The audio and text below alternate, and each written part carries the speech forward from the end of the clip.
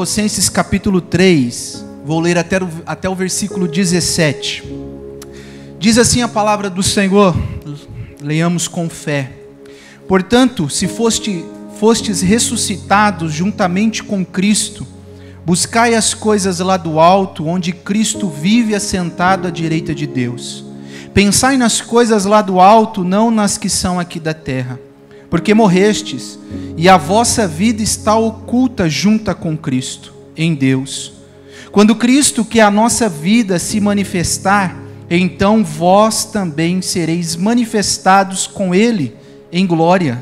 Fazei, pois, morrer a vossa natureza terrena, prostituição, impureza, paixão lascívia, desejo maligno e avareza, que é idolatria. Porque estas coisas é que vem a ira de Deus sobre os filhos da desobediência. Ora, nestas mesmas coisas andastes vós também noutro tempo, quando vivíeis nelas. Agora, porém, despojai-vos igualmente de tudo isto: ira, indignação, maldade, maledicência, linguagem obscena do vosso falar. Não mintais uns aos outros, uma vez que vos despistes do velho homem com os seus feitos, e vos revestistes do novo homem que se refaz para o pleno conhecimento, segundo a imagem que o criou, no qual não pode haver grego, nem judeu, circuncisão, nem incircuncisão, bárbaro, cita, escravo, livre, porém Cristo é tudo em todos. Versículo 12. Revesti-vos, pois, como eleitos de Deus, santos e amados, de ternos afetos, de misericórdia, de bondade, de humildade, de mansidão, de longanimidade. Suportai-vos uns aos outros, perdoai-vos mutuamente, caso alguém tenha motivo de queixa contra outrem. Assim como o Senhor vos perdoou, assim também perdoai-vos. Acima de tudo isto, porém, esteja o amor, que é o vínculo da perfeição. Seja a paz de Cristo o árbitro entre vosso coração, a qual também fostes chamado em um só corpo, e sede agradecidos. Habite ricamente em vós a palavra de Cristo. Instruí-vos e aconselhai-vos mutuamente em toda a sabedoria, louvando a Deus com salmos, hinos e cânticos espirituais, com gratidão em vosso coração. E tudo o que fizerdes, seja em palavra, seja em ação, fazei-o em nome do Senhor Jesus, dando por ele graças a Deus Pai. Amém.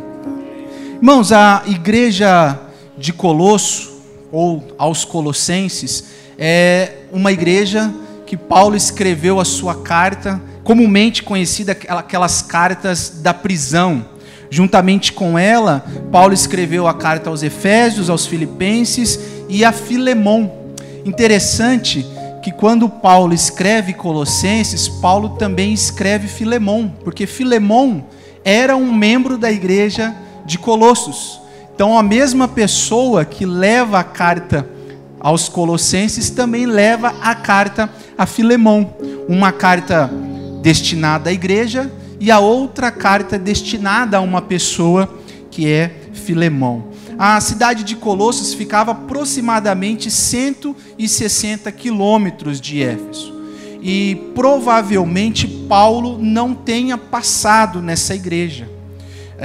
Tem alguns textos que mostram que Paulo não os viu face a face. Juntamente ali com Colossos também tinha as cidades vizinhas de Laodiceia e Herápolis, que eram cidades muito famosas e muito ricas. E Paulo escreve essa carta a esses irmãos. Na sua prisão domiciliar, quando ele escreve essa carta, uma espécie de prisão que ele estava, ele recebe a visita de Epáfras, que provavelmente era o pastor da igreja. E Epáfras traz a Paulo um relatório muito positivo da igreja, das condições da igreja. Um relatório favorável. A fé, o amor e a esperança estavam em evidência nesta igreja. O evangelho estava frutificando cada vez mais. Isso fica claro no primeiro capítulo, nos versículos 1 a 6, e no segundo capítulo, no versículo 5, quando Paulo os elogia pela sua fé, pelo seu amor, pela sua esperança e pela dedicação com a palavra de Deus. Mas também Epáfras traz um relatório de uma espécie de perigo que estava rodeando a igreja. Estava tentando se infiltrar no meio dos irmãos.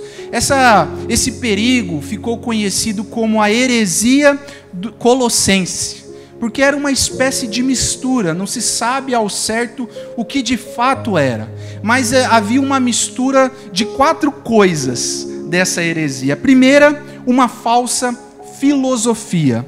Lá no capítulo 2 e no verso 8, Paulo diz isso. Ele diz o seguinte: cuidado que ninguém vos venha a enredar com sua filosofia e vãs sutilezas, conforme a tradição dos homens, conforme os regimentos do mundo e não segundo Cristo. Então uma falsa filosofia estava tentando penetrar a igreja, e essa filosofia negava a preeminência e a suficiência total de Cristo. É por isso que Paulo vai várias vezes na carta aos Colossenses mostrar a suficiência, a preeminência de Cristo sobre todas as coisas. Também havia uma espécie de cerimonialismo judaico. Isso está no capítulo 2 e no versículo 16 e 17. Paulo diz: ninguém, pois, vos julgue por causa de comida e bebida, dia de festa ou lua nova aos sábados, porque tudo isto tem sido sombra das coisas que haviam de vir, porém o corpo é de Cristo. Então uma espécie de judeus, os irmãos judeus convertidos estavam tentando transformar o cristianismo, a nova igreja em Cristo, trazendo as coisas cerimoniais da antiga religião judaica. Eles queriam acrescentar um significado especial ao ritual da circuncisão, às regulamentações de alimentos, à observância de algumas datas especiais. Estavam tentando penetrar, e várias cartas do apóstolo Paulo combate isso. Judeus que se convertiam ao cristianismo traziam consigo a ideia da circuncisão, dizendo que você só seria um cristão verdadeiro se você fosse circuncidado. Então Paulo também combate a isso. Havia também uma terceira heresia, uma terceira questão que estava tentando penetrar a igreja, que é a adoração a anjos. Fica evidente isso no verso 18 do capítulo 2.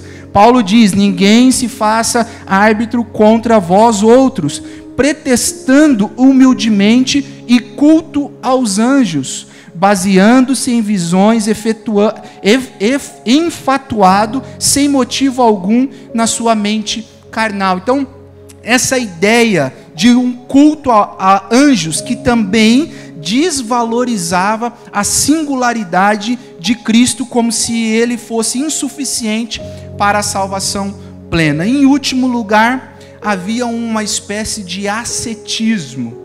Isso está no capítulo 2 e no verso 20 ao verso 23, mas mais destacado no versículo 21, quando Paulo diz: não manuseeis isto, não proveis aquilo, não toqueis aquilo outro. Versículo 22, segundo os preceitos e doutrina dos homens, pois que todas estas coisas com uso se destrói. Então havia essa espécie de um ascetismo, de uma exclusão das coisas do mundo, do corpo, do afastamento.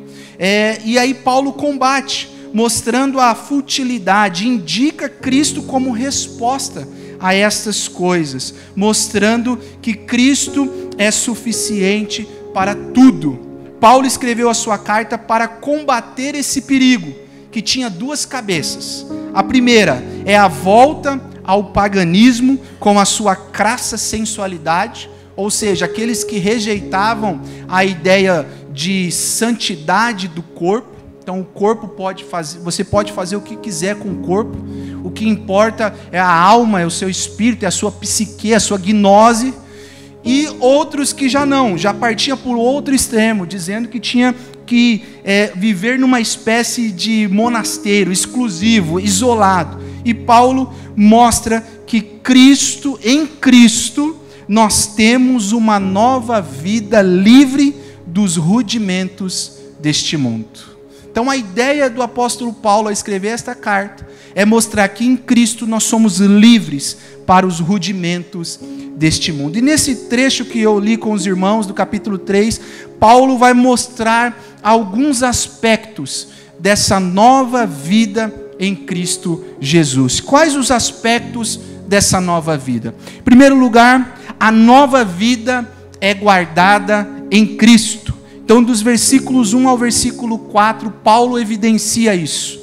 E mais precisamente, destaca o versículo 3, ele diz: porque morreste, e a vossa vida está oculta juntamente com Cristo. Interessante, Paulo está mostrando que agora nós estamos guardados. A palavra oculta aqui dá essa ideia de guardados em Cristo Jesus. Não pertencemos mais a este mundo, não pertencemos mais aos rudimentos deste mundo, mas agora nós recebemos as bênçãos celestiais que Cristo conquistou para nós. Paulo lá em Efésios capítulo 1, verso 3, ele vai dizer isso, que nós somos abençoados nas regiões celestiais por meio de Cristo Jesus. É interessante que se você ver o primeiro versículo do capítulo 3, Paulo diz: portanto, se fostes ressuscitados juntamente com Cristo.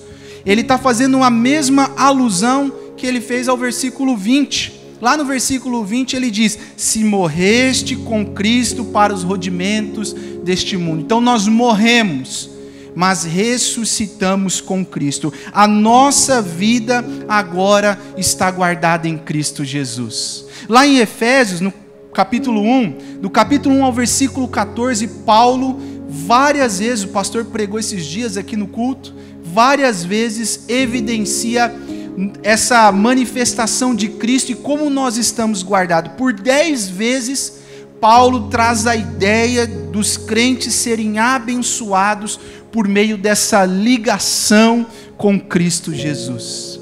Quando Cristo nos alcança, quando Cristo alcança o nosso coração, agora nós somos ligados em Cristo Jesus e já participamos das bênçãos que Ele conquistou através da sua morte e ressurreição. E aí naquele grande dia, quando Ele se manifestar, quando Ele voltar para buscar a sua noiva, Paulo escreve algo maravilhoso. Esse corpo corruptível se transformará em incorruptibilidade e para sempre nós teremos o corpo de glória de Cristo Jesus. Que maravilha, irmãos, é podermos compreender que nós estamos guardados, a nossa vida está oculta em Cristo Jesus. Em várias passagens ao longo das Escrituras, nós vemos essa ideia dos crentes unidos a Cristo. O próprio Senhor Jesus, naquele belo discurso de João capítulo 15, ele vai dizer que Ele é a videira, nós somos os ramos, estamos ligados a Ele. Em outra passagem, Paulo vai dizer, 1 Coríntios 6, que Jesus é a cabeça e nós somos o seu corpo. Cristo é o fundamento e nós somos as pedras vivas unidas a este fundamento, é o que Pedro diz na sua primeira carta. Paulo também mostra, uma metáfora do casamento, o marido e a mulher. Ele diz: o casamento entre o marido e a mulher aponta derradeiramente para a união entre Cristo e os crentes. E Paulo começa o capítulo 3, depois dele mostrar todos esses acontecimentos que estavam ali tentando penetrar a igreja, ele começa o seu discurso, a sua escrita, a sua exortação, mostrando que os crentes já não vivem mais para os rudimentos deste mundo, mas vivem agora para Cristo Jesus, e vivendo para Cristo Jesus, nossos pensamentos agora são do alto e não mais da terra, e sendo nossos pensamentos do alto, agora nós estamos guardados, ocultos em Cristo Jesus, e nada absolutamente nada pode nos separar do amor de Cristo, do amor de Cristo Jesus. Interessante que lá em Romanos capítulo 8, Paulo elenca várias coisas que podem tentar separar-nos do amor de Cristo. Mas no final, ele conclui seu pensamento dizendo: nada, absolutamente nada pode nos separar do amor de Deus que está em Cristo Jesus. Somos guardados, nossas motivações e anseios já não são mais preenchidas com as coisas desta terra, mas com as coisas do alto. Paulo diz: pensai, verso 2, nas coisas lá do alto, não nas daqui da terra. Paulo diz em Filipenses capítulo 1, verso 21, que agora o viver para ele é Cristo Jesus. Gálatas capítulo 2, verso 20, o apóstolo diz: já não sou eu quem vive, mas Cristo que vive em mim. E esse viver que agora tenho na carne, vivo pela fé no Filho de Deus. Que bonito é compreendermos, é entendermos que nós estamos guardados em Cristo Jesus. E essa é uma teologia bonita da fé reformada, a perseverança dos santos, e alguns até trazem a palavra também, preservação dos santos.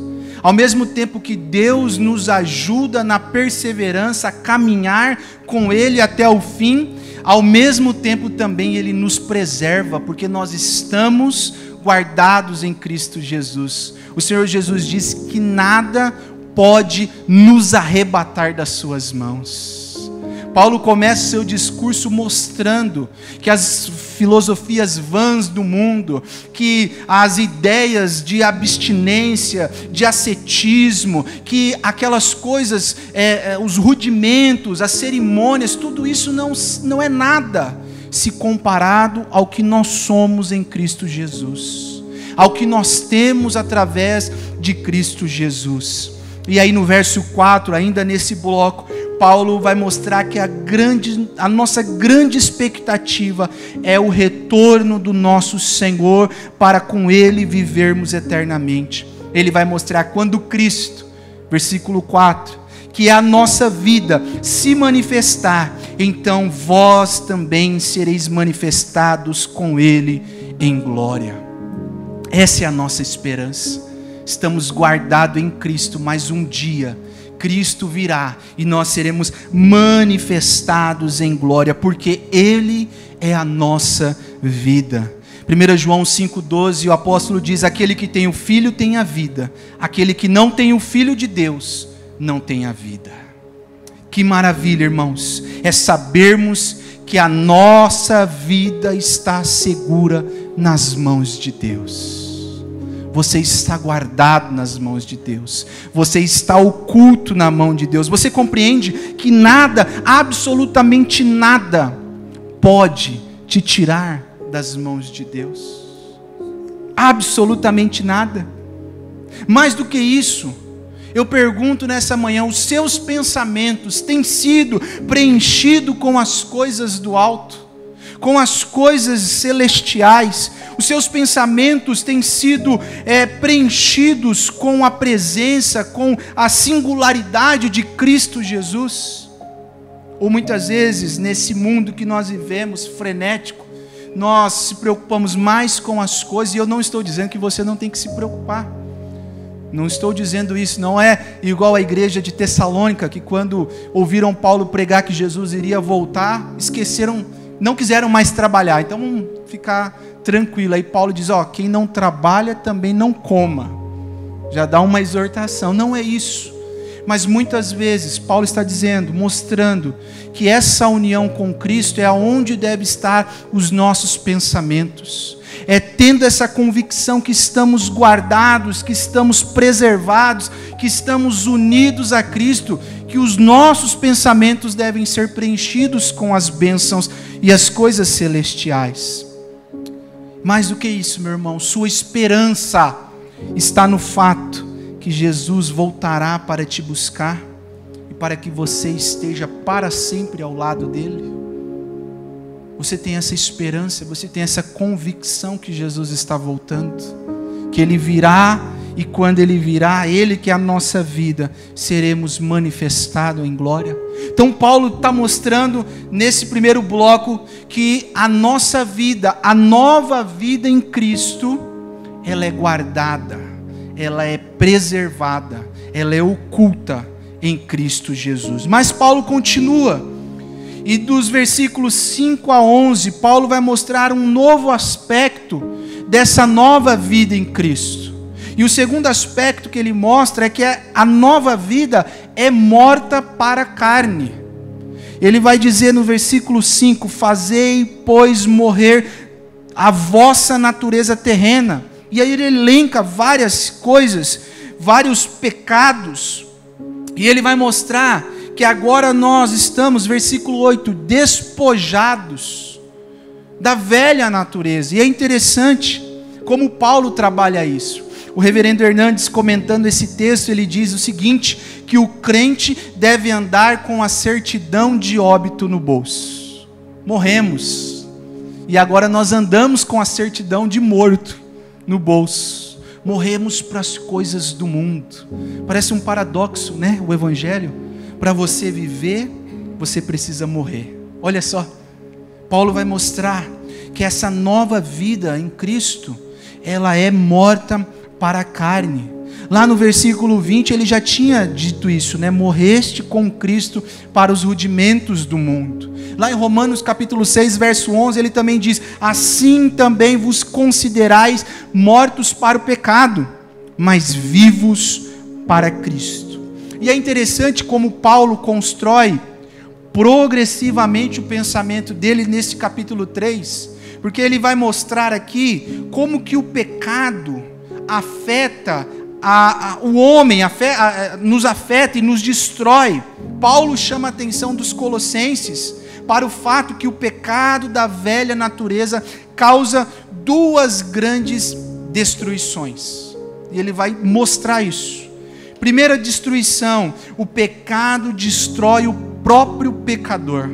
Versículo 5, Paulo diz, fazei, pois, morrer a vossa natureza terrena, prostituição, impureza, paixão lascívia, desejo maligno, avareza, que é idolatria. Então Paulo mostra que o pecado, ele afeta o pecador, a pessoa unicamente exclusiva, né? O ser ali, o homem que está pecando. Ele tem essa capacidade de destruir. Ele elenca pecados morais aqui, que a pessoa que vive aprisionada na velha natureza participa, efetua. Mas em segundo lugar, Paulo também vai mostrar que o pecado causa uma destruição ainda maior. O pecado destrói a relação com o próximo. Então ele não é só moral, ele também é social. Versículo 8 e versículo 9, Paulo diz, agora, pois, despojai-vos igualmente de tudo isto: ira, indignação, maldade, maledicência, linguagem obscena do vosso falar. Não mintais uns aos outros, uma vez que vos despistes do velho homem com os seus feitos.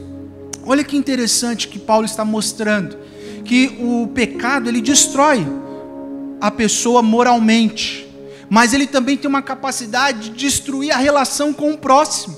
E aqui Paulo faz uma progressão. Ele mostra que o pecado, ele vai nascendo no coração com a ira. Então começa a ira que vem dentro do coração, depois ela vai passando por vários estágios: indignação, aí maldade, maledicência, linguagem obscena, ou seja, já vai evoluindo até ser externalizada para o próximo. Começa com aquela ira, e aí vai evoluindo, vai progredindo, vai avançando, até se transformar em amargas manifestações externas, calúnia e linguagem abusiva. E também Paulo mostra a mentira que precisa ser descartada. Interessante como Paulo faz essa construção de pensamento. E é interessante quando nós olhamos a Bíblia, lá em Provérbios capítulo 6, versículos 16 a 9, diz: 6 coisas o Senhor aborrece, e a 7ª a sua alma abomina: olhos altivos, língua mentirosa, mãos que derramam sangue inocente, corações que tramam projetos iníquos, pés que apressam-se para correr para o mal, testemunha falsa que profere mentiras, e o que semeia contenda entre irmãos. Olha como o pecado tem a capacidade de destruir a relação com o próximo. O Dr. Russell Shedd, comentando esse texto, ele diz o seguinte: as críticas aos nossos irmãos devem ser de tal modo dominadas pelo amor, que sempre expresse o desejo de encorajar e nunca a intenção de destruir maliciosamente. Cuidado com as fofocas e os comentários desnecessários, que ao invés de encorajar e abençoar, amaldiçoam e desestimulam. Cuidado, meu irmão. Cuidado para não estar cooperando com Satanás para destruir o teu próximo. Devemos preservar essa unidade em Cristo Jesus. Paulo está mostrando que essa velha natureza tem essa capacidade de não só autodestruir, mas também de destruir as relações com o próximo. E aí ele vai dizer que nós devemos nos despojar, nos despir. É mais ou menos a ideia de tirar a roupa mesmo. Essa despojar e despir traz essa ideia de retirar a roupa velha, a roupa que fede, a roupa que, né? Quem aqui usa uma camiseta por mais de 10 dias? Não dá, né, meu irmão? Não dá. Ainda tem aqueles memes na internet que o homem chega, sempre tira a calça e coloca em cima de uma cadeira, né? E as mulheres brigam. Aí tem um meme que sempre aparece que a calça está em pé sozinha lá. Mas não dá. Então Paulo está mostrando que nós devemos tirar essa roupa da velha natureza. Não há espaço no guarda-roupa do cristão para guardar a velha roupa. Devemos nos despir. Agora, Paulo vai dizer que nós somos revestidos de uma nova roupa, lavada pelo sangue precioso de Cristo Jesus. Ele diz no verso 10: e vos revestistes, ou seja, uma nova roupa, do novo homem que se refaz para o pleno conhecimento segundo a imagem daquele que o criou. Olha que bonito, olha que ideia, olha a construção do apóstolo Paulo. Então você tem que tirar, você tem que se despir, despojar dessa velha roupa, dessa natureza que traz coisas ruins, e agora vocês têm que se revestir, ou seja, vocês estão sendo revestidos de uma roupa que é lavada no sangue de Cristo, a fim de quê? De parecer a sua imagem. Mais do que isso, Paulo vai encerrar esse bloco mostrando que nós, sendo mortos para a carne, sendo mortos pela velha natureza, para a velha natureza, não construímos mais muros de separação, e sim pontes de união.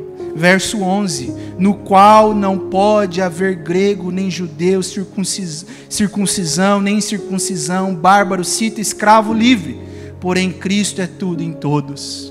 Repare que ele elenca os pecados sociais que podem afetar o próximo. Ele mostra que isso é uma destruição. Ele diz que nós temos que nos revestir, tirar isso da nossa vida, nos revestir do novo homem que busca o pleno conhecimento de Cristo, de Deus. E mais do que isso, através disso, agora nós fazemos parte de um mesmo povo. Não há mais distinção, não há mais classe, não há mais barreiras, não há mais muros de separação.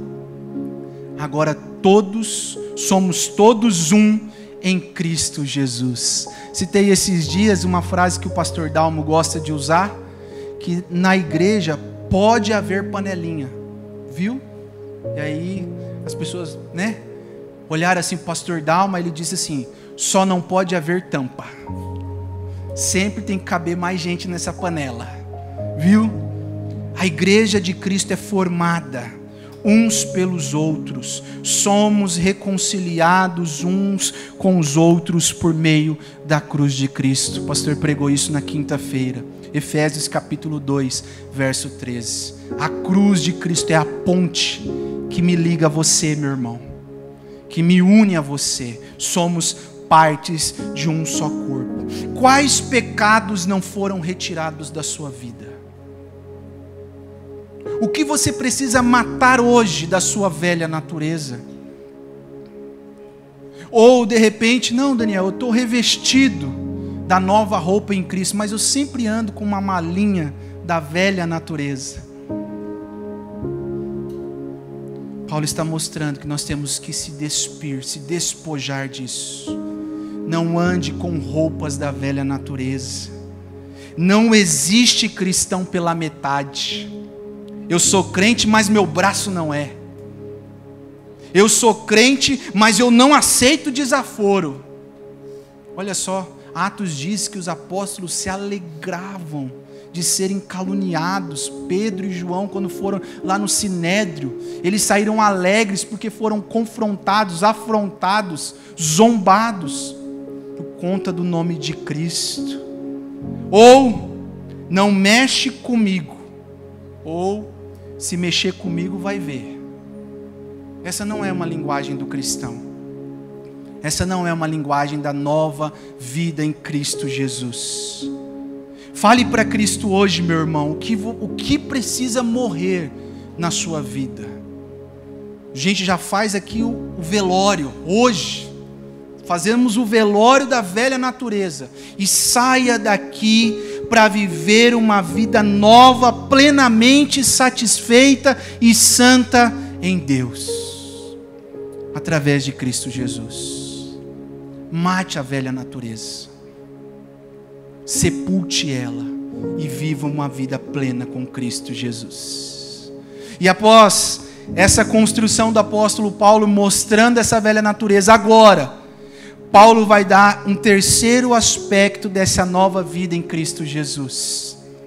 E esse terceiro aspecto é, dos versículos 12 a 17, Paulo vai mostrar que a nova vida é aperfeiçoada pelo Espírito Santo. Ele vai dizer no verso 12: revesti-vos, pois, como eleitos de Deus, santos e amados, de ternos afetos de misericórdia, de bondade, de humildade, de mansidão, de longanimidade. Olha só, ele tinha acabado de falar de coisas que podiam destruir o próximo, agora ele está dizendo: revesti-vos. Através do Espírito Santo nós é colocado em nós uma nova roupagem, e nós temos agora virtudes que são cultivadas na nossa vida. Interessante que antes de enfatizar essas virtudes que o cristão deve cultivar, Paulo mostra o que em Cristo nós somos. Ele começa dizendo: revesti-vos, pois, como eleitos de Deus, santos e amados. O que em Cristo nós somos para Deus? Nós somos eleitos. Não fomos nós quem escolhemos a Deus, mas foi Ele quem nos escolheu. Nós somos santos, e a ideia de santo aqui é a ideia de separação. Fomos separados do mundo. O povo de Deus é separado do mundo para ser propriedade exclusiva de Deus. E nós somos amados. O amor de Deus pelo seu povo é eterno. O apóstolo João vai dizer que nós amamos porque Deus nos amou primeiro. 1 João capítulo 4, verso 19. Portanto, Paulo vai dizer, tendo essa convicção, sabendo que vocês são em Cristo para Deus, agora, vivam, busquem, se cultivem uma vida de virtudes, frutos do Espírito Santo. Busquem se vestir com virtudes eternas, que se demonstram através das nossas vidas e do nosso viver diário. Ele vai dizer misericórdia, bondade, mansidão, perdão, Versículo 13, a parte B, diz: assim como o Senhor vos perdoou, também perdoai-vos. Ele vai dar o exemplo de Cristo, que nos perdoou sendo nós pecadores, homens que blasfemaram contra Deus, pecaram contra Deus, ofenderam a santidade de Deus, mas mesmo assim Deus nos perdoou. E o cristão é aquele que perdoa porque sabe que foi perdoado, que um dia Deus perdoou-nos e nos salvou. E aí Paulo vai concluir com o verso 14, e Paulo é um escritor, um teólogo, né? O teólogo do amor, que aí ele fecha em várias cartas. Nós vamos ver como que Paulo elenca isso. Ele vai dizer: acima de tudo isto, ou seja, todas estas coisas, esteja o amor, que é o vínculo da perfeição. O cristão é conhecido pelo amor. O Senhor Jesus diz lá em João capítulo 13, versos 34 e 35, os meus discípulos serão conhecidos se amarem uns aos outros como eu vos amei. O amor é a insígnia que mostra o verdadeiro cristão. Não existe cristão que não ame.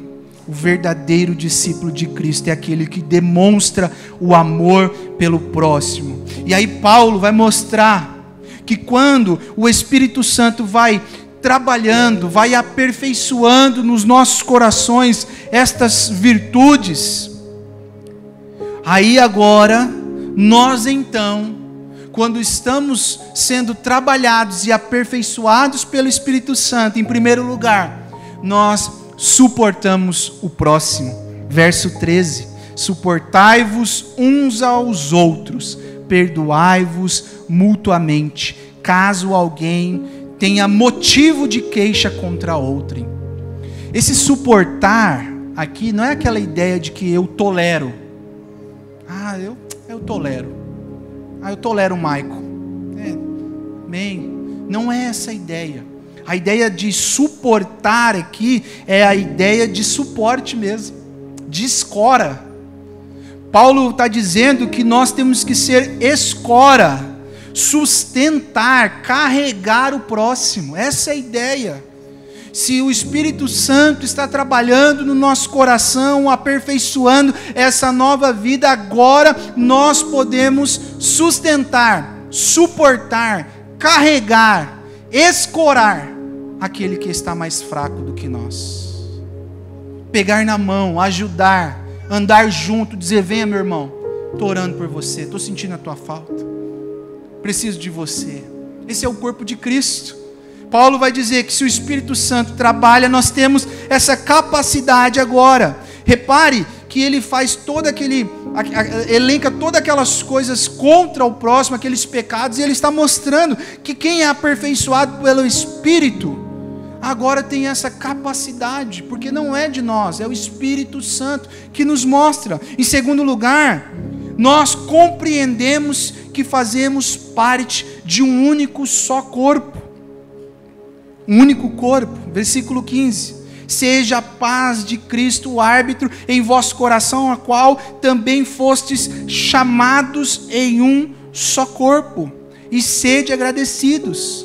Entendemos agora, como eu disse alguns dias atrás, que não existe cristão carreira solo.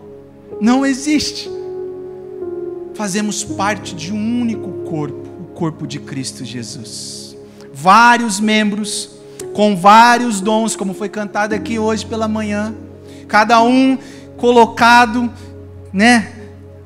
dentro do corpo para um propósito, mas todos trabalham para uma só coisa, para um só propósito. Qual é esse, Daniel? Edificação do corpo de Cristo. Entendemos agora que não somos mais isolados. Terceiro, agora também transmitimos a palavra de Deus com propósito de edificação. Verso 16: habite ricamente em vós a palavra de Cristo. Para quê? Instruí-vos, aconselhai-vos mutuamente. não é para viver isolado, mas é para aconselhar, para instruir em toda a sabedoria, louvando a Deus com salmos, hinos, cânticos espirituais, com gratidão no coração. E quarto, quando nós estamos sendo aperfeiçoados nessa nova vida em Cristo Jesus pelo Espírito Santo, tudo o que nós fazemos é para a glória de Deus. Versos 17 e 23, Paulo diz: e tudo o que fizerdes, seja em palavra, seja em ação, fazei-o em nome do Senhor Jesus, dando por ele graças a Deus Pai. No verso 23 desse mesmo capítulo, Paulo diz: tudo quanto fizerdes, fazei-o de todo o coração, como para o Senhor e não para homens. Você tem buscado cultivar os frutos do Espírito Santo no seu viver diário? Amor, bondade, domínio próprio. Você tem buscado pedir ao Espírito Santo que te aperfeiçoe nessa caminhada cristã que às vezes é muito difícil. Não é uma rua reta, sem nada, onde você vai tranquilamente, igual aquelas estradas, né, de outros países, que não tem buraco, que não tem nada, e você pode ir. Não. Vida cristã é umas ruas, umas estradas que a gente pega indo lá para o Nordeste. Meu pai foi para a Amazônia, agora em agosto, 4 dias de viagem, 8.000 km, né? Ida e volta, na verdade.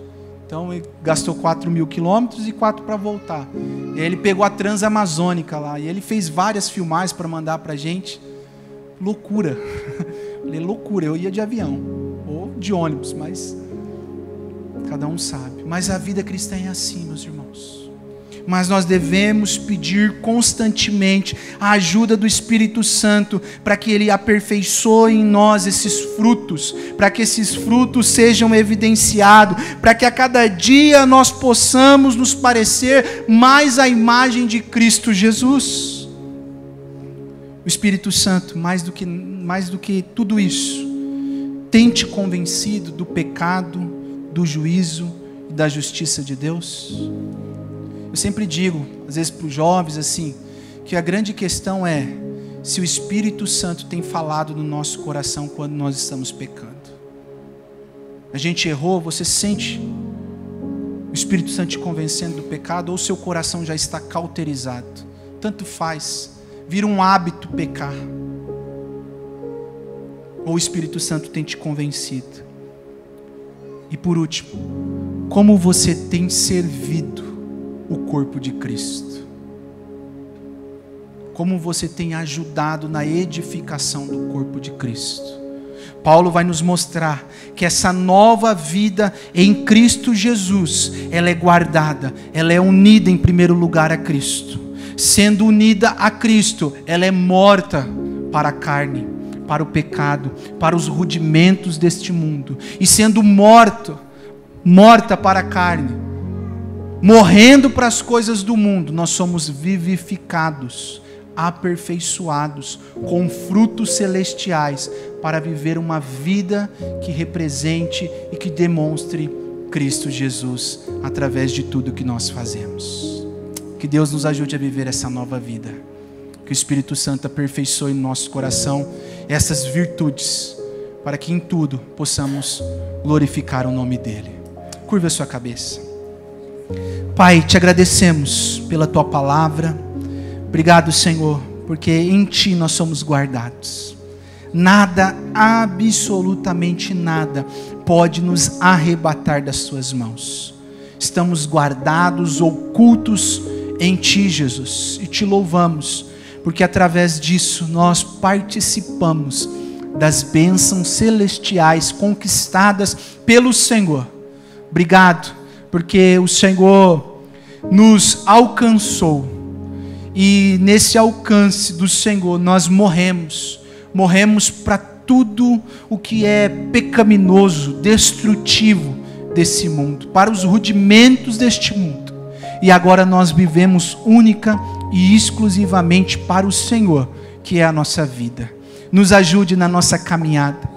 Espírito Santo, aperfeiçoe em nossa vida estas virtudes, para que possamos servir o Teu corpo com alegria, para que possamos ajudar com palavras, com ações, na edificação do Teu corpo.